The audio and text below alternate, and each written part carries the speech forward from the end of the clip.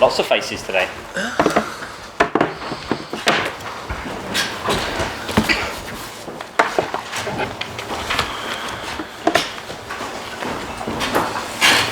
Thank you for coming. Good to see you all. Usual process as far as we're concerned. Jeremy from Sky will lead us off. Alex from PLP follow just after that. Anything following that will be under immediate embargo. We'll then do a second section for the Sunday newspapers. Obviously lots of you in here, so no need to keep asking the same question over and over again. We'll talk about Ivan for as long as you need. Cameras happy? Jeremy can start us off. Hi Thomas. So Ivan, how chuffed is he and how chuffed are you? Yeah, very, very pleased, but I don't think that beat the how can you say, happiness of Ivan. I think a nice little touch to the story. I would say that Gareth Southgate just showed how great a man he is, that he texted me early in the morning and said, Thomas, you can bring the news to Ivan. I think it's not often that we as managers or head coaches can bring the good news. There's a lot of times they are not playing or we need to be hard on them. And so it's so rare, and I've said many times, it's 90% suffering and 10% joy.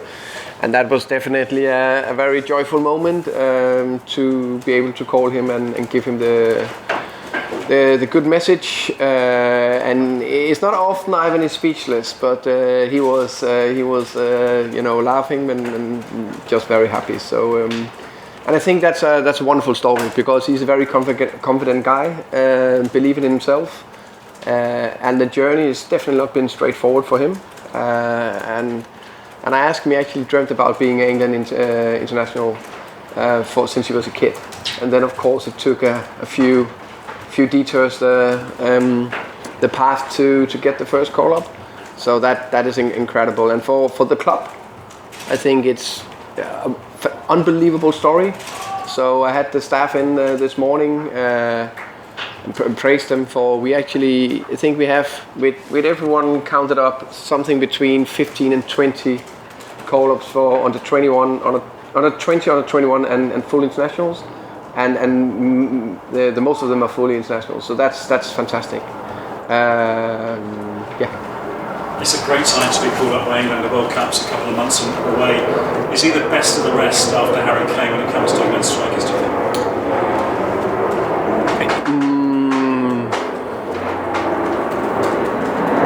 I think so. I know, of course, I know Ivan very well. I haven't followed Abraham closely enough in Roma.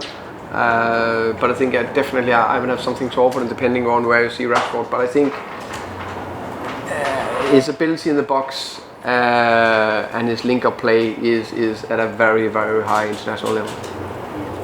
How far can he go? He's 26. He's been banging in the goals for you. What's his ceiling, do you think?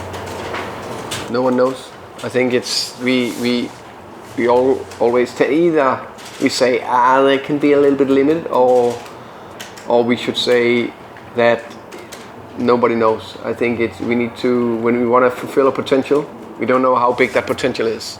And I definitely think that Ivan's potential is still very, very much not at his top yet. Sky's the limit, I would say, especially with the abilities he had to step up this season. And not only the tally of the 5 goals, but also the variety in the way he scored goals, I think is big. And on the World Cup, do you see him at the World Cup now? I guess that's up to Gareth.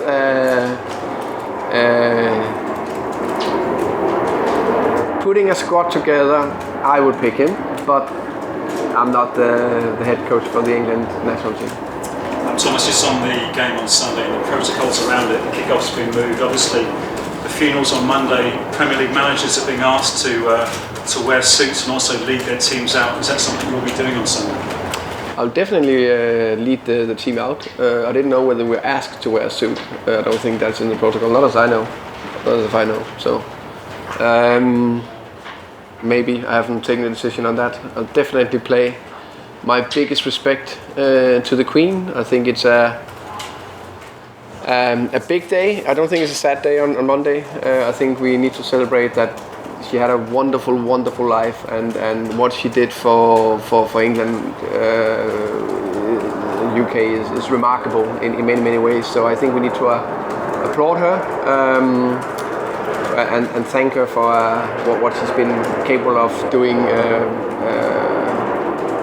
For not only England, UK, but the world.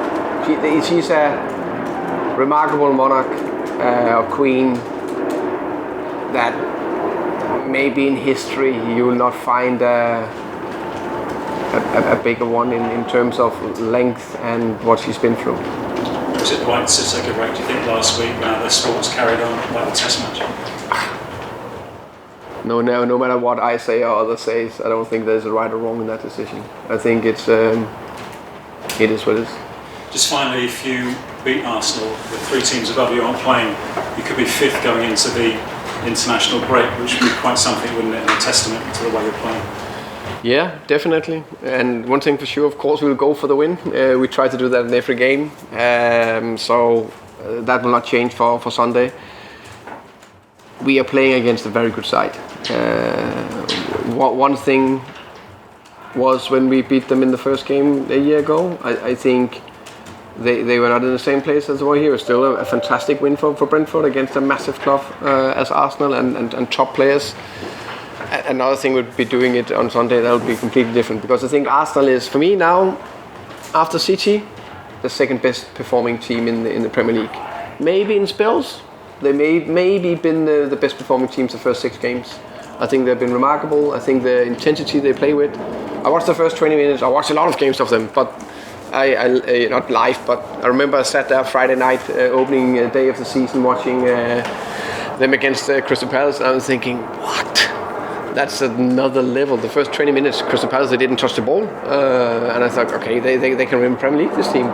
And then, of course, a game is 90 minutes, but I think they've been fantastic. I think the players are growing.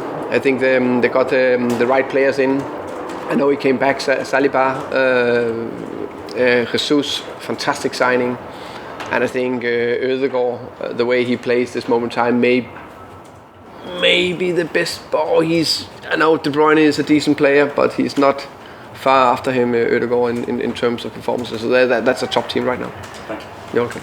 Hi Thomas. Hi. How are you? I'm very well, thank you. How are you? Good, thank you. We'll start with just some team news. I want to know how close the injured players are to returning this weekend too soon.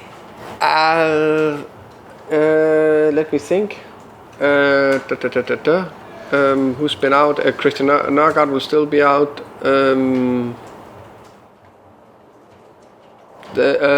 Ethan probably too soon-ish, but he's training fully.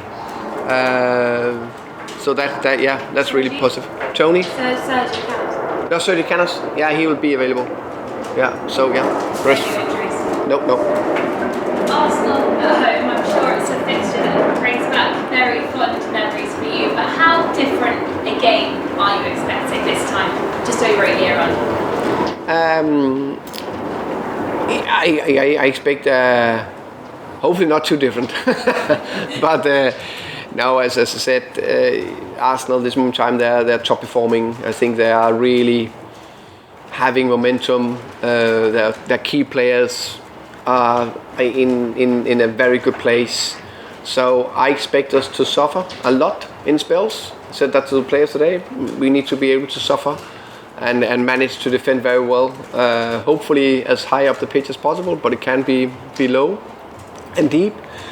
But if we do that, then I'm convinced we'll have our opportunities throughout the game. But it'll be no doubt that this will be our biggest challenge so far this season. Mikel Arteta has just been named Premier League Manager of the Month for August. Hasn't been easy for him as the Arsenal manager, but what have you made of the job that he's done? Very impressive. No doubt that he had a troubled start last season. And I'm just so happy that, there was definitely a lot of things and rumors and talks and press that, is he under pressure? But, he's done well the season before. He's part of building something, and he and his coaching staff just proved that they have done well, and the board and behind him done well in terms of they consistently are consistent in the way they work, and now they're building a team that is young, very exciting, good players in the key positions. So I think he's done a top job, and in that stage also a little bit of a transition from former managers, so creating his old culture, maybe getting rid of some players, getting new players in. So I think very impressive. I know you've spoken a lot about Ivan already, you touched on it briefly earlier, but just how huge a moment is this for Brentford, looking at the bigger picture? What does it show about the direction this club is going in? I think Peter Gillam put it quite, Mr. Brentford put it quite well earlier today for me. He said, yesterday when Ivan got the call up, that's 15 years ago, we were bottom of League 2 and we played MK Dons home, lost 3-0 in front of 4,000 fans. 15 years later, we get our first England international in 83 years, and we are playing our second season in the Premier League. So it's a remarkable story, and you can see the joy and the proud eyes you can see, or when I speak to people in the club and around fans, it's very big. So it's a big moment. I think it's a much bigger moment than people understand, especially when you've been here for a long time. A lot of people also say that Rico Henry deserved a call up. Do you believe that he's close to getting his thing? He should, of course, have 100% been in the squad. No. I think Rico have done well. I think that I think, for example, you guys are following us closely. I think the game against Crystal Palace, I think Rico was wow. But these wow moments need to be even more consistent. I think in general he's performing at a good level, but he needs to take that 6-7 out of 10 every game to a 7-8 out of 10 average throughout the season before I think he maybe put his foot in the door to Gareth and hopefully get a call up. I look at the squad. Of course, he named Chilwell and Shaw, two very good players. I know they are not starting every game now for the respective clubs, but there's a World Cup just around the corner, and you need your, I don't know if it is, but let's say Gareth, put myself in Gareth's place. If they are key players and they've been with the squad for a long time, I think that matters something as well. Thank you. Good luck, Hassan. Thank you. Welcome. Anything else for immediate embargo? Thomas, just on Arsenal, talking about Mikel and the job he's done. Obviously, they were brave enough to sort of let the cameras in and show a little bit what they do, which shows again, I suppose, the strength of his convictions. Some people obviously question some of the methods, but do you have to sort of think outside the box to get the message across, and is it easy to sort of maybe pigeonhole him as a little bit too left field, when actually what's happening on the pitch is probably proof that it's working? I don't think I understand the question. So try to. So you're saying that Arteta is using. Sorry, a second. Some people had maybe suggested his methods were a little bit, too unusual. From the Amazon. Yeah, absolutely. Yeah. Okay, I haven't seen it. So what is the situations? Oh, just a few of the sort of teams or ideas he had and things like that. There were slightly unusual things, sort of ideas he brought in. I guess it was part of getting his message across to his players. I was wondering, do you have to kind of continue to come up with unusual ways to keep the players inspired and keep the message fresh and those sorts of things? I think it varies. I believe that you sometimes need to change your communication and different ways of getting your information across. But the way I look at a team, if they're good or bad, I look at them, are they structured? Are they playing with the intensity and personality? And I 100% see that. I can see Arteta in that team. From how my view of him as a person, I see him in the team, and that's how I judge him instead of a few clips from an Amazon episode. And I think that's the biggest praise you can from a coach to another coach when you look at a team and think, well, you know what, they look good.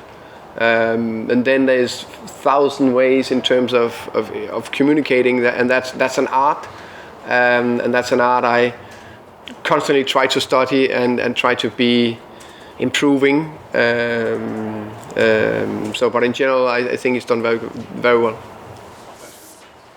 Hi Thomas, what are your thoughts on Todd Boehly talking about creating an all-star game for the Premier League? And do you think Toney will start for the Southern team? If we had the game, he will 100% start. I don't know exactly where we will play that game, or if it could never ever happen in England. So yeah. Is it something you'd like to see personally? No. And Roger Federer announced his retirement from tennis. He's going off football slightly. Have you got any words here as a sporting icon? Are you big into tennis? I'm not. I know who he is, of course. Of course, obviously one of the best tennis players over time. What he's done to improve the game and taking to another level, I think, is extraordinary. And when you can compete at that level until the age of 41 or something like that, that's incredible. And finally, just on the fixture congestion following the postponements, how do you think that could affect Brentford as well as the rest of the league? That we had one game postponed. Yes. Yeah. Not too much. One game is that can happen. Going forward in the future? Say this again? In the future, like for future Premier League fixtures as well? If they get postponed or get more games postponed, or like the congestion of fixtures generally, just having one every other week, not every twice a week. Postponed, or I don't understand the question. Sorry. Like because a lot of fixtures get crammed in because of the World Cup. Yeah. And some teams have to play twice a week for European football, whatever. Yeah. How does that affect you, Brentford, without having European football? Yeah. I think that could affect the league with other teams having to play more congested fixtures. Yeah, I think in general, if you had more games postponed, like the last couple of years where there were the COVID postponed games, 2, 3, that's a problem. One that's manageable. Just on the All-Star game, is it just because there's no place for it in the calendar, do you think? Yeah, I like the idea. I know it's coming from American sport. I've followed NBA, and they have that All-Star game as well. I can't see it happen in this country or in general that we play an All-Star game. I can see the concept of it, getting the best players on the pitch together. I can see that. So I don't think it's a crazy idea. I just think it's a bit difficult to actually make it work.